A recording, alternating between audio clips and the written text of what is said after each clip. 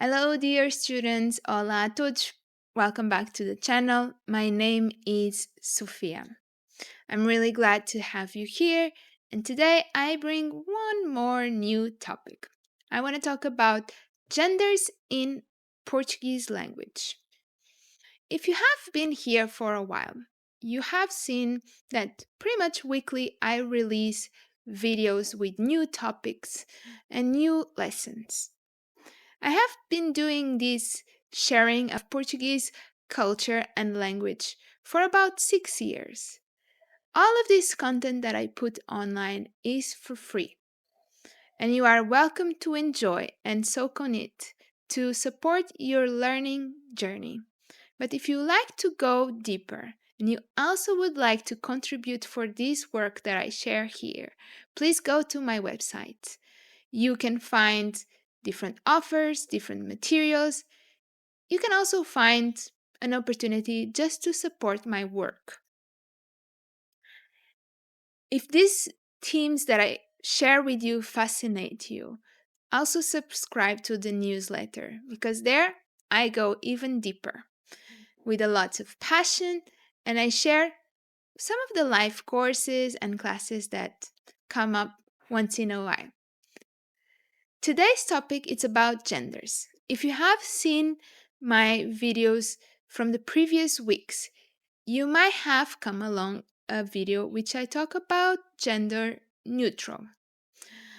This is one of the questions I get the most asked in my classes. Why there is no gender neutral? The second most asked question is how to know what is masculine and what's feminine. And this video today is all about that. So without further ado, let's get started. Genders in Portuguese. As we all know, hopefully at this point, we only have in Portuguese language masculine and feminine. There is no gender neutral, meaning there is no it. But how do I know which words are masculine, which words are feminine? When we are talking about defining identity, gender as identity, meaning like a man, a woman, a female cat, a male cat, we find very differently than English that these words they look so much like each other. And what really changes is the ending. For example, for friend, o amigo, and for female friend, a amiga. Take also notice that when we don't really know about who are we talking about, let's say a cat, if we don't know if the cat is male or female, by default we go to masculine, o gato. If we are talking about a group of people and there is both elements, male and female, let's say a group of friends, we also go to masculine, os amigos. Now, some masculine and feminine words in Portuguese language are introduced by the article a and o to express their gender. In some cases, a word can be differentiated by the ending o and a, like we just saw the previous examples, but in other cases, a specific word is used for masculine and another word for feminine, and they really don't look so much alike. In those cases, it is the article before u or a that defines the gender. So now you come along this example and you might be okay. Here I find words that not only end in o or a. How do I know which ones are feminine or masculine? This is what I want to share with you in the next slides. So stay with me. When the word ends in R, we have a very specific rule. We use the ending OR for masculine words and the ending ORA for feminine words. It is very simple. If the word ends in R in the masculine form, to transform it into feminine, we just need to add A at the end. This is a general rule, and we find one exception to the rule, which is actor and actresses. but this is just one case. In the same logic, we find words that end in ante that also need to be accompanied by the article a or o. This means that these words are neutral, and in other words, to specify the gender, we have to rely on the article that comes before the word.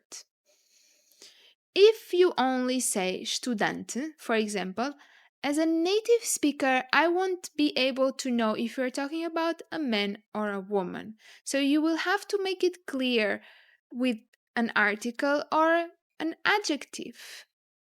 In the very same logic, the words ending in ente, what really just defines the gender here, it's again either the article before or if you use an adjective after. As a native speaker, if I hear you saying the word gerente without any article, my strategy will be paying attention and kind of trying to fish for any clue you might give me afterwards that indicates me the gender. So pay attention because often these small words are very important words for Portuguese people. And this, of course, can lead to some misunderstandings. The last but not the least is the words ending in ista. This again follows the same rule as the two previous examples that I have given you before. To know the gender of the subject, we need to complete it with more words. Now, we have taken a couple of examples of words that we look specifically at the ending to determine if those words can be feminine or masculine. And then we found other words in which we look at the ending and they are the same both for female and for male. And what defines is the article. So this is kind of a juggling activity Portuguese language because yes, the endings are important, but so the articles. And you really have to take care about this because as locals, when we hear it, we will be paying attention to both. And when one is wrong, we get clueless about who are you talking about. So really master this, practice, do exercises. I promise you, this will really be helpful when you want to communicate with locals. Now I will talk about words that are only feminine and words that are only masculine. There are some words that are always feminine in Portuguese. This helps us to learn them correctly. The first rule is that when the words end in agem, they are feminine. As you already know, Portuguese is a language with a lot of exceptions, and the exception to this rule is the word personagem. This word ends in agem, but it can be used to describe both genders. We find an exception which is o personagem or a personagem, meaning a character. This one, it's kind of something I have spoken before. We are here defining gender as the identity of the subject. So this exception really makes sense here. In the same logic, we find words ending in ad, with one exception, unomat. And the last example, my favorite, are the words ending in são. Words ending in são are almost always feminine too. Once again, we have only one exception, the word coração, heart, which is a masculine word. And the last from this series that is only feminine is the words ending in isse. Even though this one is a bit harder to get a hold of, you can keep it in mind. Words ending in isse will be feminine as well. With this, we move to the next section, which is words that are only masculine. When a word ends in grama, they are always masculine. And here is where people start getting confused because you see how this word ends in A, but in reality it's a masculine word because we cannot just look that the word is in ending in A. We need to look that it's ending in grama, and that's what it makes masculine. One that is even more confusing for my students is this one. But this one is really important to take a look because the words ending with a, meaning the letter A with an acute accent, are always masculine too. Check out some examples.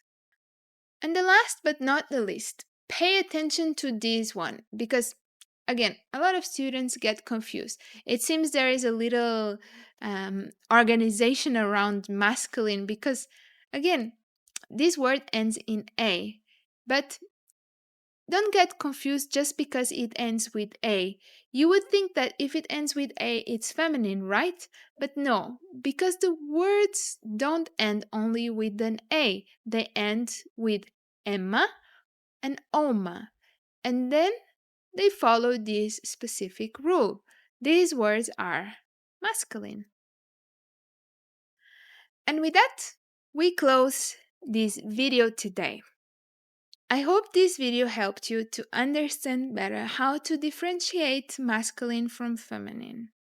Let me know in the comment box below which ones you find more confusing, which ones were new to you, and any suggestion or feedback on what around this topic is still unclear to you. Very happy to help you. So go ahead, give your feedback and questions to the comment box, and I hope to see you again. Don't forget to subscribe, leave a like so I know you were here, and next Thursday I will see you again. Muito obrigada. Até já.